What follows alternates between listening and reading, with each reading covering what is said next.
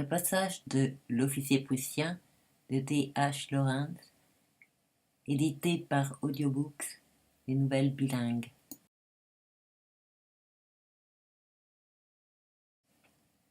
Le capitaine regarda le carré de bleu pâle et d'écarlate, les têtes sombres en groupes épars sur le flanc de la colline.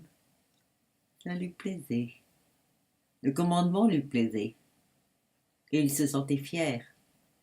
Son ordonnance était parmi eux, dans une commune soumission. L'officier se dressa légèrement sur ses étriers pour regarder. Le jeune soldat resta assis, le visage détourné, abruti. Le capitaine se remit en selle. Son beau cheval aux pattes fines, brun comme une faine, gravit fièrement la colline. Le capitaine traversa la zone atmosphérique de la compagnie. Une odeur chaude d'homme, de sueur, de cuir. Il la connaissait très bien. Après avoir échangé un mot avec le lieutenant, il s'éleva de quelques pas et resta là, dominant de sa silhouette, son cheval taché par la sueur faisant bruisser sa queue, pendant qu'il regardait du haut ces hommes, son ordonnance, une chose insignifiante dans la foule.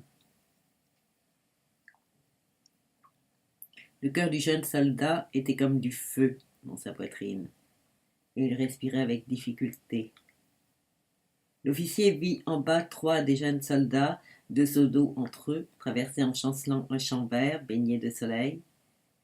Une table avait été dressée sous un arbre où se trouvait le mince lieutenant, occupé à des affaires d'importance.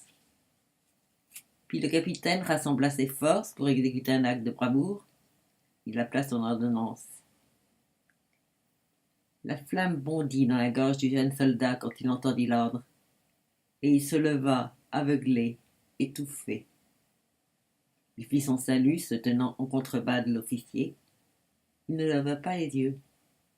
Mais il y avait la lueur vacillante dans la voix du capitaine. « Allez à l'auberge et rapportez-moi. » L'officier donna ses ordres. « Et vite, » ajouta-t-il. Au dernier mot prononcé, le cœur du serviteur, comme parcouru d'une décharge électrique, fit un bond, et il sentit la force s'emparer de son cœur. Il tourna les talons par obéissance machinale, et se mit à dévaler la pente avec lourdeur, son pantalon bouffant par-dessus ses godillots lui donnant l'air d'un ours. Et l'officier regarda cette course aveugle, plongeante, tout du long.